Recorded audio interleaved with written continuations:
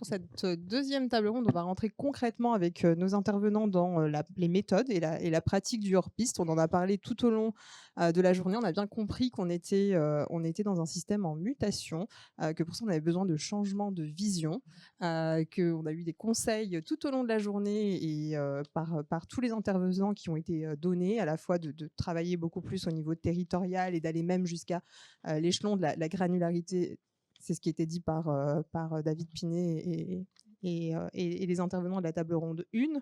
On a parlé de coordination entre les acteurs, on a parlé de lien ville-hôpital, on a parlé d'énormément de choses et beaucoup, beaucoup de conseils avec les intervenants maintenant pour cette deuxième table ronde. On va vraiment parler des pratiques de hors-piste. Il n'y a plus de code couleur, il n'y a plus de notion de piste verte, rouge, noire. On est vraiment sur plus de règles.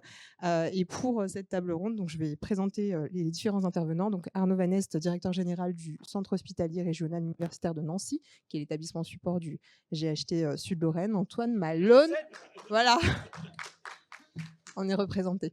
Antoine Malone, qui est responsable du pôle prospective Europe internationale à la Fédération hospitalière de France. À ma gauche, Jonathan Lotz, qui est directeur de chez Pulsi. Romain Hellman, qui est praticien hospitalier urgentiste, qui est conseiller médical de la directrice générale de l'ARS Grand Est. Et Gabriel Nizan, médecin, chef du pôle de santé publique aux hôpitaux universitaires de Strasbourg. Donc la première question va s'adresser à Arnaud Van Est. J'ai acheté j'ai acheté 7, mon collègue. Quelle est ta vision du hors-piste et surtout comment elle se pratique sur le territoire GHT 7? Bonjour à tous. On va commencer peut-être par rappeler une des lois universelles qui marche tout le temps dans toute la vie dans plein de sujets. C'est la théorie des sentiers tracés. Bon, vous avez certainement vu, par exemple, aux zoos, les guépards, on voit qu'ils font tout le temps le même chemin. Et donc ça, c'est la théorie des sentiers tracés. C'est valable en sciences. On fait tout le temps les mêmes choses sur les mêmes sentiers et c'est très, très compliqué. Il y en a très, très peu qui font du hors-piste et qui tapent une diagonale en dehors du sentier tracé. Et c'est valable aussi dans nos fonctionnements à nous parce qu'on a effectivement des process qui sont sur ces sentiers tracés et donc on fait les choses sur tout le temps les mêmes choses.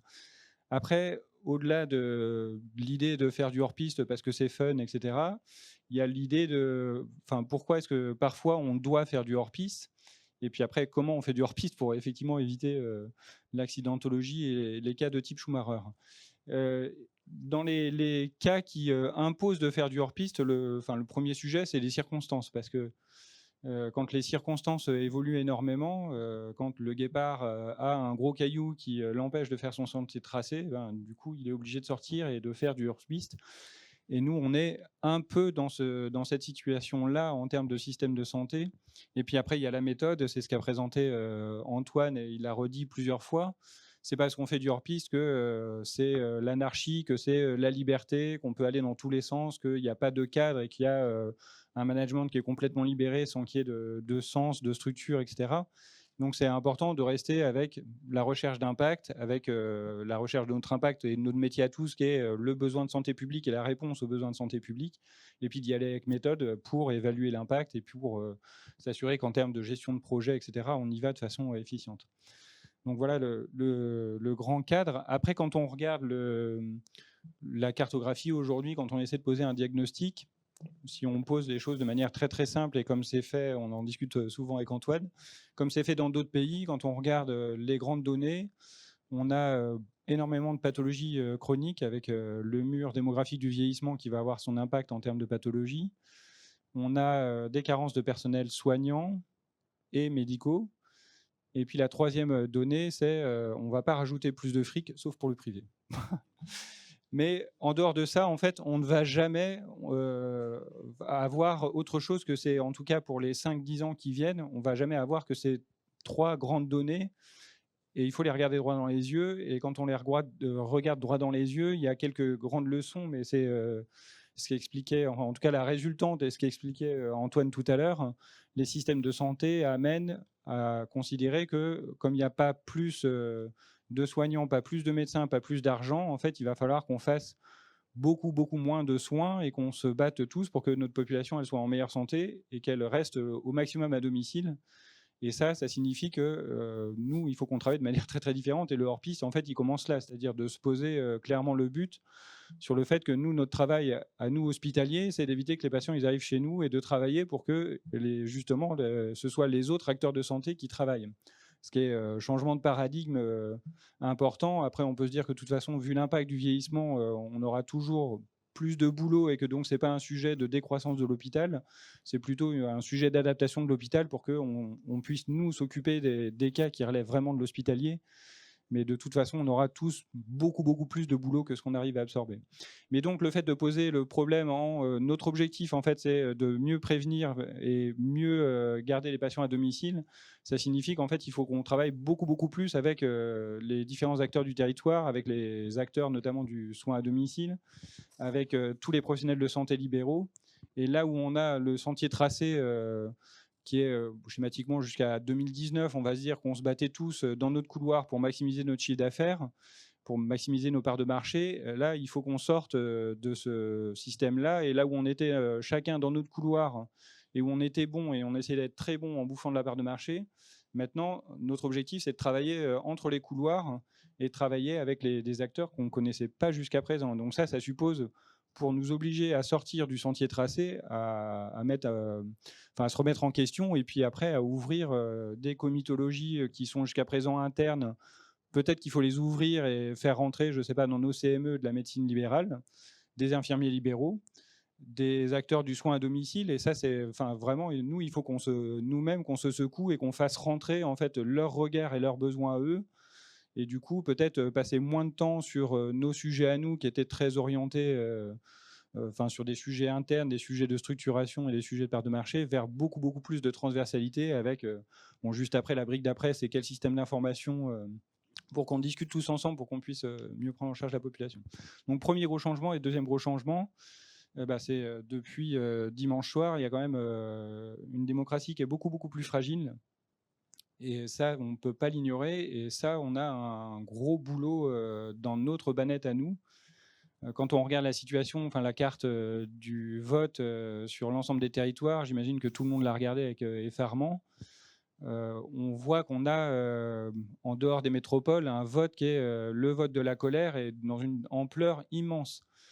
Et quand on regarde le besoin, on n'a pas beaucoup vu sur les plateaux télé dimanche soir, mais quand on réfléchit aux besoins des gens qui ont ces votes-là, le premier truc qui vient, c'est pas l'immigration. Les premiers trucs qui viennent, c'est l'accès à la santé, l'accès à l'éducation. Et puis après, il y a les sujets emploi, etc. qui arrivent. Mais donc le premier sujet, il est chez nous, dans notre banette à nous, quoi. Et donc, quand on regarde, il y a plein de papiers savants sur le sujet, mais il y a une corrélation très étroite en fait entre les inégalités, prises généralement, entre les inégalités et le vote de la colère. Il y a une courbe que je trouve fantastique. Quand on prend les coefficients de Gini qui mesurent les inégalités de revenus, quand on regarde celle des États-Unis, on a une courbe qui est ce qu'elle est, mais plutôt plane. Ensuite, au sortir de la guerre, là tout d'un coup, on a une courbe de Gini qui augmente. POC, McCarthy. Hop, ça continue sa vie et ça remonte vraiment à la fin des années 90 avec un coefficient de Gini qui monte, qui monte, qui monte, pack, Trump. Et donc on voit bien qu'il y a une corrélation, après il y a des papiers qui le démontrent vraiment, mais qu'il y a une corrélation très très forte entre le vote de la colère et les inégalités. Et donc nous, notre gros motif qui nous oblige à prendre là le hors-piste, c'est ce résultat-là et ces inégalités qui montent. Et donc nous, on est avec la responsabilité de réduire, ou en tout cas de tout faire pour que n'augmentent pas les inégalités territoriales sur la santé. Et donc ça veut dire que là où on était jusqu'à 2016-2020 sur la politique Agnès Buzyn, avec une politique axée sur la qualité des soins et donc sur la concentration sur les gros plateaux techniques, et c'était ça le nord de la boussole qui était fixé par le gouvernement. Là, c'est presque à 180, pas exactement, mais en tout cas, là, l'objectif, il me semble, si on regarde l'analyse et les données, c'est vraiment d'avoir en deuxième focale ce sujet de maillage territorial et s'assurer que nous, on fasse en sorte que les inégalités territoriales n'augmentent pas et tout faire pour les réduire. Après, ça ne veut pas dire qu'on fait tous les soins partout, mais par contre, ça veut dire qu'on bosse de façon très, très différente avec les territoires et que c'est vraiment, et je dis ça en tant qu'établissement support, j'ai acheté 7. Mais nous, on a notre responsabilité pour vraiment diminuer ces inégalités territoriales. Et ça, c'est vraiment un changement de paradigme qu'il faut vraiment qu'on intègre. Sinon, on se retrouvera en 2027 avec une gueule de bois encore plus lourde. Voilà les quelques propos que je voulais vous soumettre.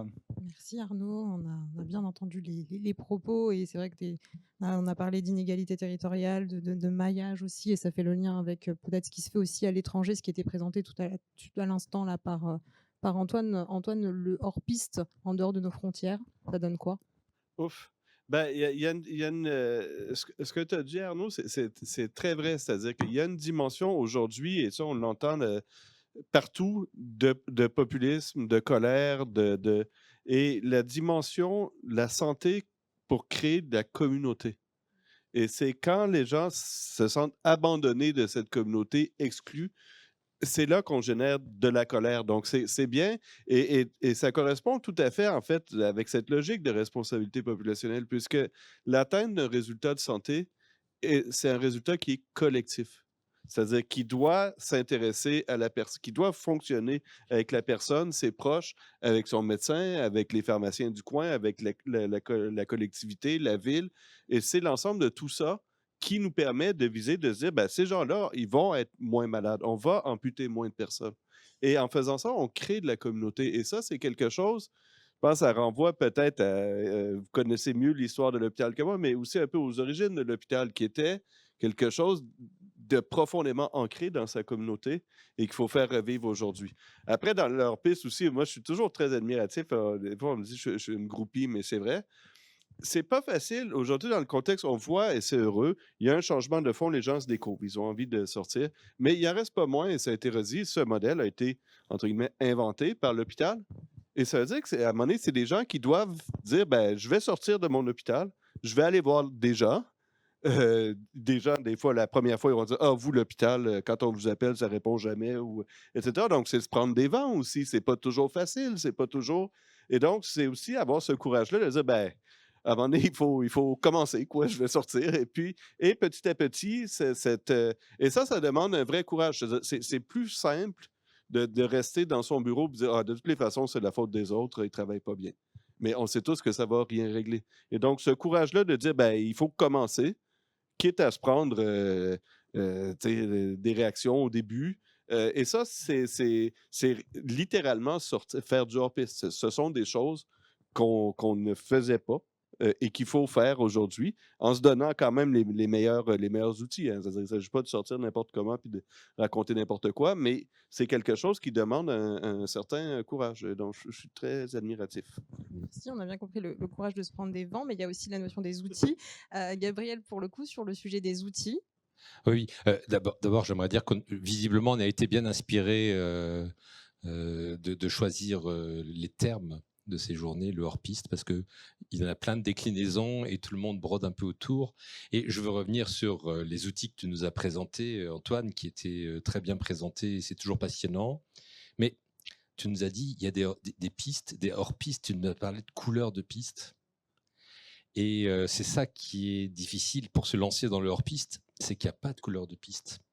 Tu as la poudreuse devant toi et il faut que tu y ailles et que tu plonges et tu ne sais pas trop. Alors, tu as parlé de la montagne, il faut la connaître. Tu as parlé de la pente, oui, d'accord, mais qu'est-ce que je trouve en dessous? Il y a des rochers, il y a des obstacles. Et surtout, là où je voulais en venir, c'est que si tu n'as pas le bon matériel, si tu n'as pas la technique, et qu'il y a vraiment beaucoup de poudreuse, eh ben, ça devient rapidement très compliqué.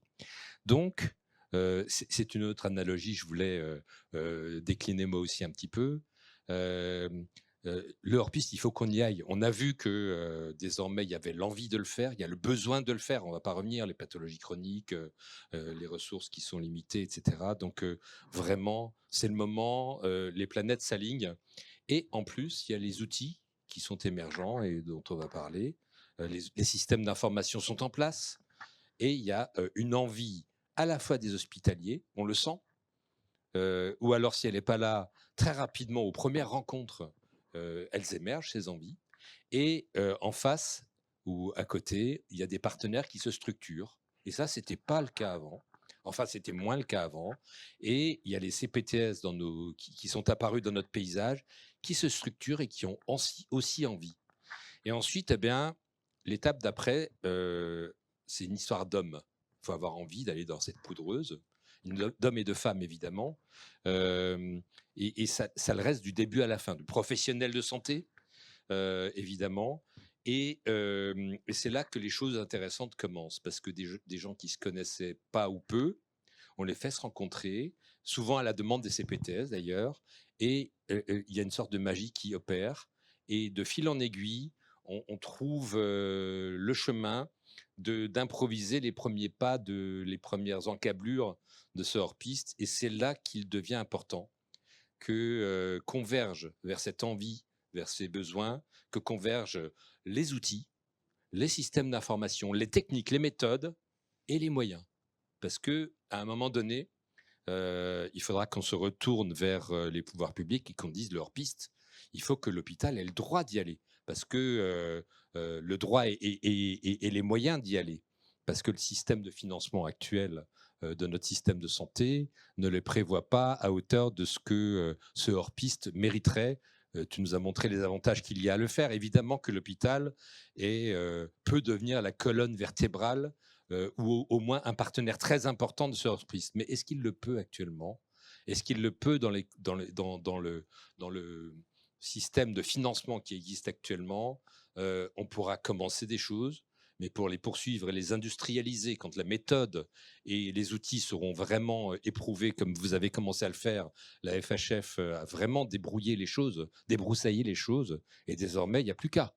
Oui, d'accord, on peut industrialiser, mais il faudra que les moyens suivent. Sinon, très rapidement, on sera obligé de s'arrêter faute de combattants. Donc, qu'est-ce qu'on fait? On se rencontre encore, puis on se rencontre par thème. On se dit, tiens, ça serait intéressant qu'on se voit sur la diabéto, sur la gériatrie. Il faut choisir les thèmes. Tous ne sont pas forcément aussi intéressants, au moins pour les premières étapes. Et puis après, on organise des ateliers thématiques communs. Il y a un maillage qui se fait. C'est pluriprofessionnel, c'est intéressant, ça passionne tout le monde. Et comme vous l'avez dit, ça se fait le soir et les gens ne comptent pas leurs heures, ils viennent. J'étais impressionné quand on va aux réunions avec les CPTS, ils commencent quand nous, on travaille tôt le matin, c'est sûr, mais ça commence tard le soir ou le week-end. Et puis ils comptent pas leurs heures et c'est passionnant. C'est passionnant parce que c'est de l'humain. Et je vais terminer par l'humain. C'est vraiment du maillage, du réseau, des trucs et finalement, à qui ça bénéficie? Aux équipes un petit peu, mais surtout aux patients. Et c'est ça qui est intéressant dans cette histoire. Donc il faut qu'on y aille avec de la technique, avec de la méthode et avec des moyens, parce que c'est quand même le nerf de la guerre quelque part. Et puis, il faut que les hôpitaux puissent y aller sans compter forcément, sans que ça vienne prendre des moyens sur le curatif. On a en France un excellent système de santé curatif. Ça nous permettrait de déployer la prévention. Et de participer, si on ne fait pas participer l'hôpital à la prévention, et s'il ne peut pas le faire en étant rassuré sur le fait qu'il aura les moyens, eh bien, la France fera peu de prévention. Merci. Alors, on a parlé de moyens, de techniques, on y reviendra, mais aussi de méthodes. Et Virginie Quéré, en introduction, parlait justement de la méthode déployée par de l'ARS Grand Est pour accompagner les différents projets. On a 2 projets sur le territoire Grand Est qui sont le projet Dôme et Bascule. Pour le coup, est-ce que Romain, tu peux nous en parler? Oui, merci pour me laisser la parole. Et je reviendrai aussi déjà sur ce que c'est leur piste. Alors là, je prendrai ma casquette, encore une fois, de praticien hospitalier et puis aussi une expérience de 10 ans dans une ARS. Je crois que c'est un état d'esprit avant tout, quoi. Et c'est un état d'esprit de vouloir essayer d'innover, de vouloir essayer de trouver des solutions à des problématiques très, très pragmatiques.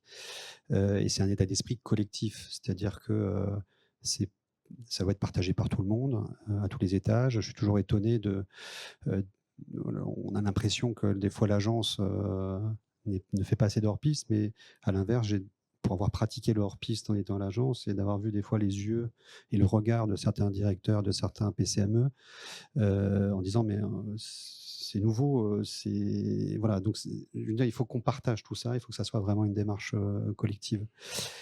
Tu parlais encore pour parler plus loin sur l'état d'esprit, tu parlais tout à l'heure de suivre toujours et de pouvoir perdre le pas de côté, effectivement, il faut essayer de sortir de ce biais de tunnelisation qu'on a. C'est un biais cognitif, de pouvoir se reposer toujours la question de est-ce qu'il n'y a pas une autre voie, est-ce qu'on ne peut pas aller chercher ailleurs une solution, et donc d'avoir cet élément. Alors le hors-piste, c'est aussi, je crois, c'est aussi une méthode, c'est pas n'importe quoi. C'est-à-dire que il s'agit de trouver encore une fois le passage entre ce qu'on peut faire et ce qu'on peut pas faire, mais de se poser la question et de bien poser la première question, et après de cheminer dans son étude de faisabilité, quoi. Donc de se poser à chaque fois, est-ce que c'est faisable, c'est pas faisable, essayer de comprendre pourquoi c'est pas faisable et essayer du coup de trouver des solutions. C'est très pragmatique. Alors c'est peut-être mon côté urgentiste qui parle, mais c'est comme ça qu'il faut, je pense, aborder le sujet. Et enfin, il faut aussi savoir accepter l'échec. Et c'est ce que collectivement on a du mal à se dire, et à savoir se dire aussi qu'on n'est pas bon, et de trouver du coup des solutions pour aller plus loin et pour essayer de comprendre nos erreurs. Tu parlais de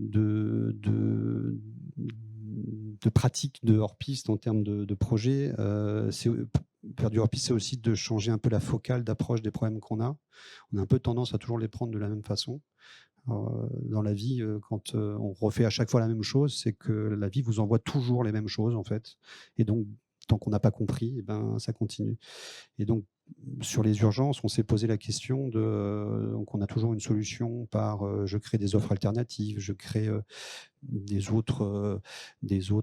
réoriente les malades, par exemple. Mais on ne s'est jamais posé la question de pourquoi les gens consomment des urgences, et d'essayer de comprendre le comportement de consommation et d'essayer de travailler sur ces éléments-là. Et c'est ce qu'on a essayé de faire à travers Dôme, en essayant de créer collectivement, là, avec le DAX 54 et avec le CHU, de créer une approche un peu nouvelle, c'est-à-dire de détecter un comportement de consommation et de pouvoir essayer d'aller comprendre pourquoi les gens consomment les urgences, et de leur proposer du coup un accompagnement spécifique pour essayer de faire cesser ce comportement. Et ce qu'on appelle le Dôme, c'est le dispositif d'accompagnement des usagers fréquents des urgences, hein. On part sur une détection d'un comportement de consommation des urgences.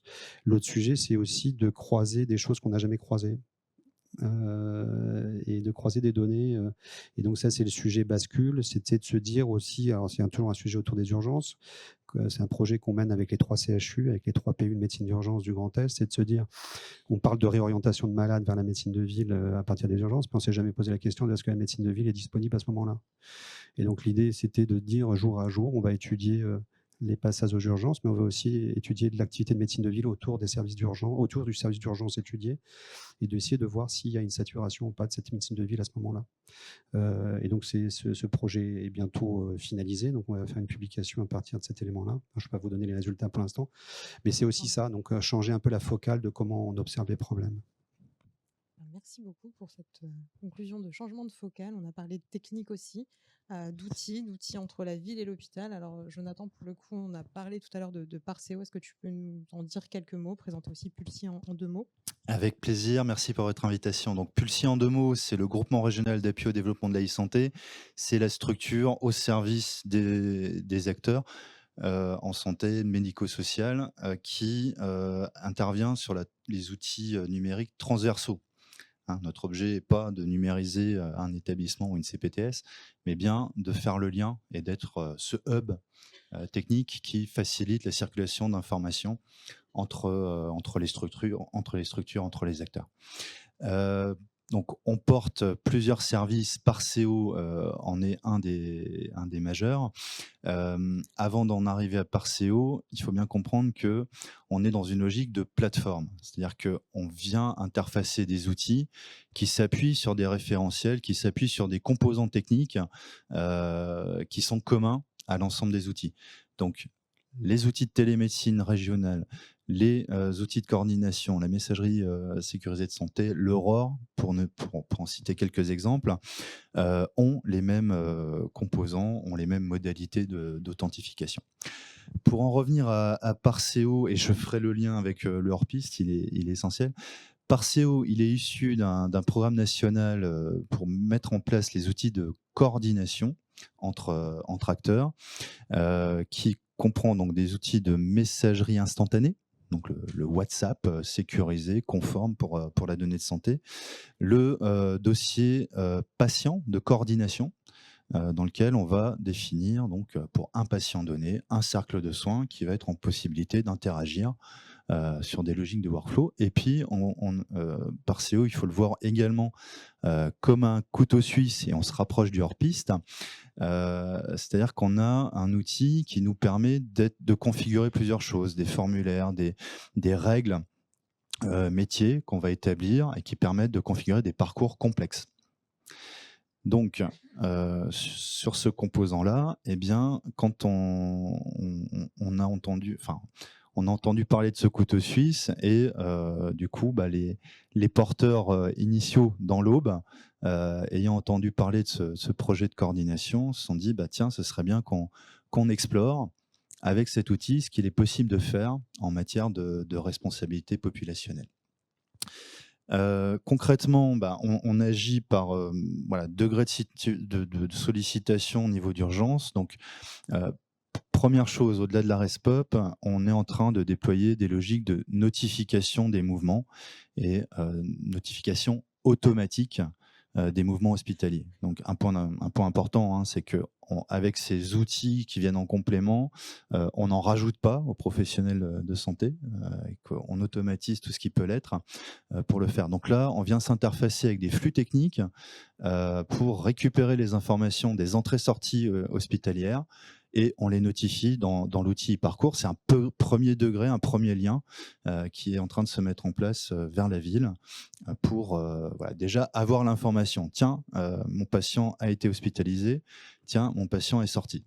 Bon, première chose. Deuxième chose qu'on travaille et qu'on prépare, c'est comment finalement on intègre des services hospitaliers, parce qu'on ne peut pas intégrer un établissement, il n'est pas pertinent d'intégrer un professionnel. Donc, comment on intègre un service hospitalier, une équipe, dans un cercle de soins, et quel impact, quelle influence ça a sur l'organisation dans le service. La crainte, et elle est légitime, souvent, c'est d'être dépassé, débordé par tous les flux entrants qu'on peut recevoir. Et troisième sujet, donc, c'est l'accompagnement de la RESPOP sur le diabète type 2, pour lequel on fait du hors-piste puisque l'outil n'est pas conçu dans cette finalité. Ce qu'on arrive à faire aujourd'hui, c'est la stratification, donc la pyramide qu'Antoine a présentée. Donc voilà, à partir du moment où on a ciblé un patient, eh bien, on va pouvoir évaluer son degré de pathologie, on va pouvoir configurer le parcours générique prévu par strate pour ce patient-là. Et on a à consolider le retour d'information. Et là aussi, on parle de convergence, de rapprochement des CPTS des établissements. Eh bien, on a le même exercice à faire en matière d'acteurs du numérique en santé, puisque un des points sur lesquels nous pêchons dans la perspective d'un passage à l'échelle, c'est la simple récupération de l'information. Est-ce que le rendez-vous ophtalmo prévu au mois de mai a été réalisé pour ce patient? Voilà. On a essayé de le récupérer par saisie dans l'outil e-parcours. C'est compliqué parce que les patients sont minoritairement aujourd'hui embarqués dans ces cohortes. Donc, pour un médecin, pour un ophtalmo, percuter que ce patient-là, il est inclus dans la cohorte RESPOP, et donc il faut aller se connecter au e-parcours pour renseigner les choses. Ça ne marche pas, et on le comprend assez vite. Là, on prépare la récupération de l'information via le patient. On va adresser au patient: est-ce que votre rendez-vous ophtalmo a été réalisé? On espère que le niveau de réponse sera important. Et puis, l'information, on l'a. Il y a des cotations en ville qu'on devrait être en mesure d'exploiter, et sur lesquelles il faut qu'on réussisse à dépasser ces barrières technologiques existantes. Merci Jonathan, merci à tous. On a bien compris. Je crois que oui, c'est juste, si vous me permettez, pour insister sur le fait que nous avons la chance que les outils qui sont apportés par Pulsi répondent vraiment aux besoins des CPTS. Quand on va aux réunions des CPTS, les premières questions qu'ils posent à l'hôpital, puisqu'on représente l'hôpital, c'est où est-ce qu'on trouve vos consignes de sortie? Comment est-ce qu'on sait que nos patients sont hospitalisés ou sortent d'hospitalisation, nos patients chroniques? C'est c'est tous ces points-là. Où est-ce qu'on trouve les images que vous avez produites pour nos patients et les comptes rendus de ces images? Comment est-ce qu'on peut avoir de la télé-expertise? Ça, c'est les questions posées par les CPTS. Et tout à l'heure, on parlait de confiance. Les premières étapes, il faut établir la confiance. Si on vient, nous, l'hôpital, avec ces éléments-là, grâce aux outils de Pulsi, on aura fait un pas en avant qui nous permettra d'envisager d'aller plus loin. Et ensuite, la ville, comme on l'appelle, la médecine de ville, enfin, je pense que c'est la même chose dans les autres établissements. Dans les 6 mois qui ont suivi, on déploie actuellement un outil de télé-expertise. Mais il y a un appétit pour ces outils-là qui est terrible. Au bout de quelques mois, on a une trentaine de lignes de télé-expertise, 1000 télé-expertises par mois, avec 2 heures de médiane de réponse. Donc, les équipes du CHU répondent instantanément, se prennent au jeu. Et il y a un lien qui se crée avec un millier de médecins immédiatement de la ville. Et ça, c'est la première étape de la mise en place de la confiance et qui en amène d'autres. Du coup, ils ont envie de nous connaître, ils ont envie de nous rencontrer et de bosser avec nous. Et ça, c'est un peu grâce aux outils de Pulsi. Hors piste, pardon. On a bien compris qu'on avait des méthodes, on a toutes les bases pour faire du hors piste, on a des projets qui montrent très concrètement qu'ils fonctionnent, on a les outils qui vont bien, mais on a aussi besoin maintenant de savoir comment on va encore plus loin que ce qu'on fait déjà. Moi, je vais vous mettre au défi, vous les pratiquants du hors piste, parce qu'il va falloir répondre à cette question en 2 minutes pour rester dans le timing. Ça va être assez difficile. Arnaud, c'est toi qui ouvre le bal, c'est toi qui commence avec cette question, comment on va plus loin? On a parlé de gouvernance ce matin, François Baud en a parlé, ce changement de gouvernance. Est-ce que tu as des éléments là-dessus? En fait, le format de discussion sur chacune des strates responsabilité populationnelle, c'est exactement ce que tu viens de dire, Gabriel. C'est exactement ce truc où on entend qu'est-ce que raconte le généraliste, qu'est-ce que raconte la diète, qu'est-ce que raconte la psychologue. Et moi, j'ai trouvé ça exactement ce que tu disais, super enrichissant, parce que c'est les points de vue qu'on n'a pas nous du tout, quoi.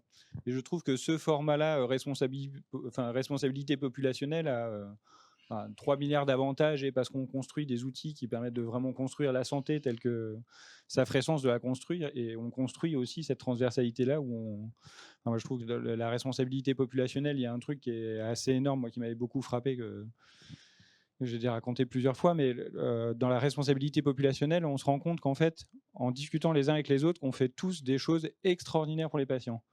Mais qu'en fait, c'est juste que les patients, ils passent tranquillou à travers les mailles du filet, parce qu'en fait, on n'est pas coordonnés. Et la responsabilité populationnelle, le fait de se parler, ça permet juste de resserrer les mailles du filet, et donc on capte les patients, et du coup, on peut les prendre en charge, que ce soit l'un ou l'autre. Mais juste de faire ça, en fait, ça change tout. Et donc, ce format de discussion responsabilité populationnelle, je trouve qu'il construit dans énormément de dimensions différentes, mais c'est effectivement le format de discussion où on fait connaissance les uns avec les autres et on travaille dans le bon sens pour la première fois peut-être. Merci. Antoine, pour le coup, donc on parle de responsabilité populationnelle. Tu as évoqué tout à l'heure que le modèle était à 5% de ses possibilités, ce qui laisse vraiment des possibilités très très larges. Comment on va plus loin? Moi, j'ai envie de dire, mais go! Il faut, voilà, il faut, on peut le faire, on a montré, on est capable, on a les meilleurs professionnels de santé au monde, go! Ce qui ne veut pas dire, comme tu l'as dit, aller n'importe comment, n'importe où, mais ça, c'est des choses qu'on sait maîtriser. Maîtriser le risque à l'hôpital, on le fait heureusement tous les jours. Donc, c'est des choses qui nous permettent de dire de façon réaliste, on peut avancer en étant extrêmement ambitieux. Et on peut dire, on a les moyens, on a des professionnels, on a ça vaut ce que ça vaut, mais on a des bases de données, on a des choses qui arrivent, on a de la technologie qui est disponible, donc on peut le faire. Et en le faisant, on va avoir ce sentiment aussi, je pense, de fierté, de dire, wow, quand même, on a fait un truc bien, quoi. Donc, go!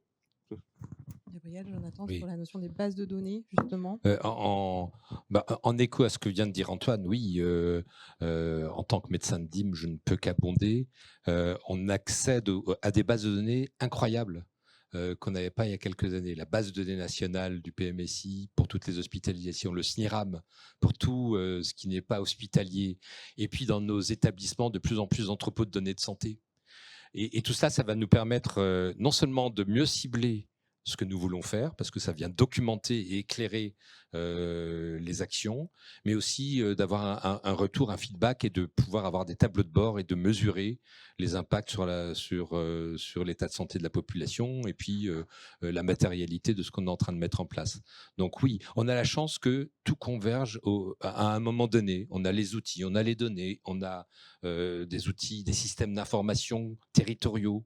Il faut essayer de ne pas s'en soustraire parce que c'est vraiment la solution d'avenir. Et je le répète, il nous faudra des moyens pour aller plus loin, à un moment donné.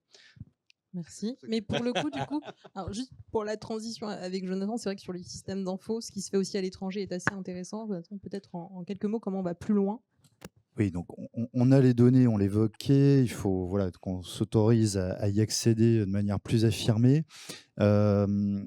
Après, aux États-Unis, j'ai eu la chance d'y faire un aller-retour avec Antoine récemment. On voit des outils, alors déjà communs entre la vie, enfin le primaire, et le secondaire et le tertiaire, des logiques de progiciel. Donc, qui couvrent toutes les composantes qui vont de la planification à la gestion du soin, dans lequel sont intégrés les protocoles. Donc, ce que les sociétés savantes produisent sont finalement des aides à la prise en charge qui sont imprégnées déjà dans les outils. Ils ont des interfaces de management de la santé populationnelle où du coup, ils requêtent dans l'environnement de l'outil sur des listes nominatives de patients pertinents à aller chercher. Et donc, certes, on a tous les composants en place, mais il faut que ces composants, on les fasse évoluer dans le sens. C'est quand on sera passé, je pense, du hors-piste vers la définition d'une piste dans ce hors-piste que on pourra être plus ambitieux sur les moyens, sur le modèle économique et sur l'évolution des outils.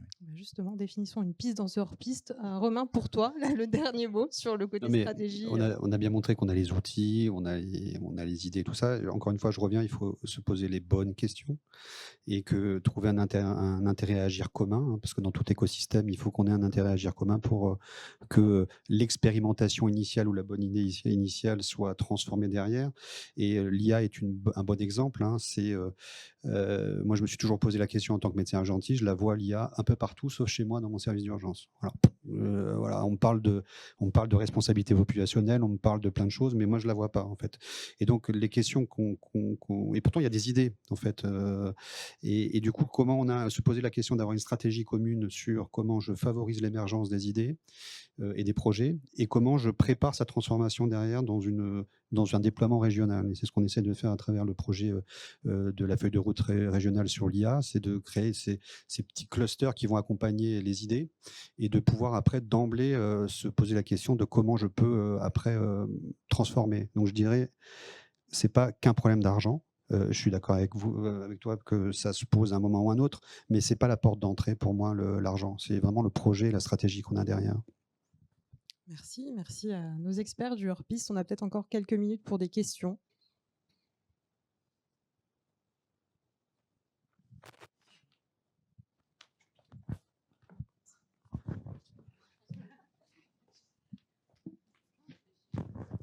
Merci Thierry. Philippe Amarelli, psychiatre et président de la CMA de l'EPSAN à Brumat et Strasbourg-Colombo. C'est plus une réflexion qu'une question. La première fois que j'ai entendu parler de responsabilité populationnelle, ça m'a fait penser à la politique de secteur psychiatrique. Et effectivement, le principe de la politique de secteur psychiatrique, c'est qu'une même équipe pluridisciplinaire, psychiatre, psychologue, infirmiers, assistants sociaux, tout ce que vous voudrez, accompagne, prenne en charge non pas une pathologie, mais un sujet au plus près de son milieu de vie, j'ose pas dire écosystème maintenant, enfin, au milieu de son lieu de vie, sa communauté, puisqu'on parlait de ça.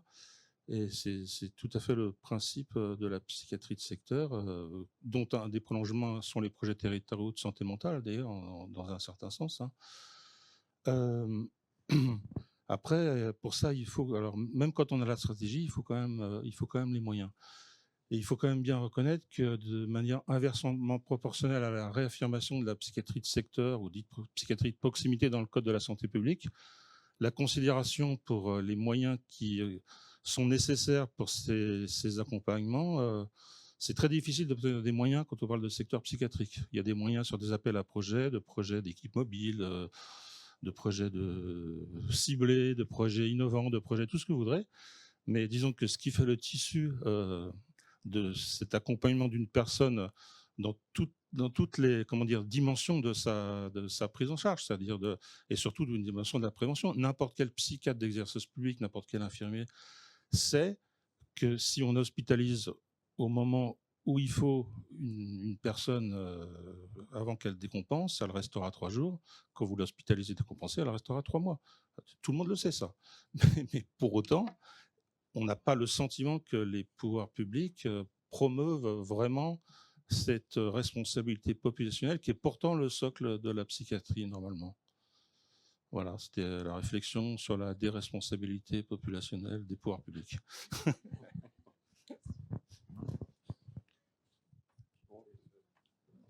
Une réaction? Je dois vous dire que vous avez malheureusement tout à fait raison. C'est-à-dire l'enjeu de... je suis pas ni médecin ni psychiatre, mais l'enjeu, disons, de la tête au sens large est l'enjeu critique de tous nos systèmes de santé en Occident aujourd'hui. Et le décalage qu'il y a entre cet enjeu qui, en fait, va déterminer tout le reste, c'est-à-dire qu'un patient qui a des soucis psychiatriques et diabétique ne va pas suivre son traitement du diabète, ni de l'insuffisance cardiaque, et qui est évidemment aussi très lié au déterminant de santé, à l'environnement de la vie, etc. Cet enjeu-là, et je trouve que ça permet de réfléchir aussi à des idées qui étaient pertinentes, c'est-à-dire le secteur, en termes d'approche de la santé, c'est ce qu'il faut. Aujourd'hui, on dit des territoires, mais c'est des... Et ça invite à réfléchir de façon sérieuse à qu'est-ce qui a fait que ce véhicule, si on veut, n'a pas donné tout ce qu'il aurait dû donner. Et ça invite vraiment à réfléchir à ça, parce qu'en fait, on y revient aujourd'hui. On voit bien que la santé, pour que ça fonctionne, ça doit être terrorisé, ça doit être territorialisé. Wow. Peut-être qu'on peut se voir après. Bon, ça doit être territorialisé, ça doit être en proximité, ça doit être, etc. Mais tout ça, c'est des trucs, quand on relit des papiers, Gabriel, de l'OMS il y a 40 ans, qui ont été faits, la santé communautaire au Québec, les années 60. Et on y revient. Parce que, effectivement, donc, ça ne veut pas dire, qu'il ne faut pas analyser de façon lucide pourquoi la santé communautaire n'a jamais décollé au Québec. Et pourquoi on se retrouve 40 ans plus tard avec un système hyper médicalisé, hyper surspécialisé, où les gens ne sont pas capables de voir leur médecin de famille. Et donc, ça invite à réfléchir vraiment, d'avoir une réflexion lucide, ça. Mais dans le fond, ce véhicule qui était manifestement utile, comment ça se fait que, voilà, ce que vous avez dit. Donc, oui, vous avez raison. Vu l'heure, je ne sais pas s'il est raisonnable d'avoir une autre question, sauf s'il y a vraiment quelqu'un ça brûle. La toute dernière, puis après je laisserai Gabriel conclure.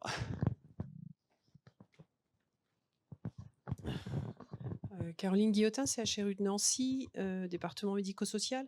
Ma question porte sur le domaine de la personne âgée au regard du mur démographique qui se présente devant nous dans les 20 prochaines années.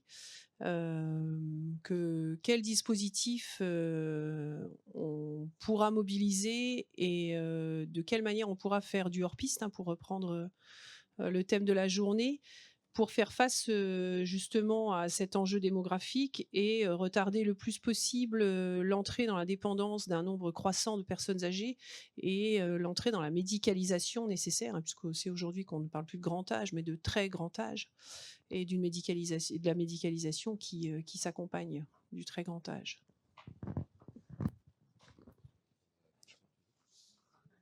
Je dirais la question est très longue, et donc la réponse peut pas être longue puisqu'on est, on est tenu par le temps.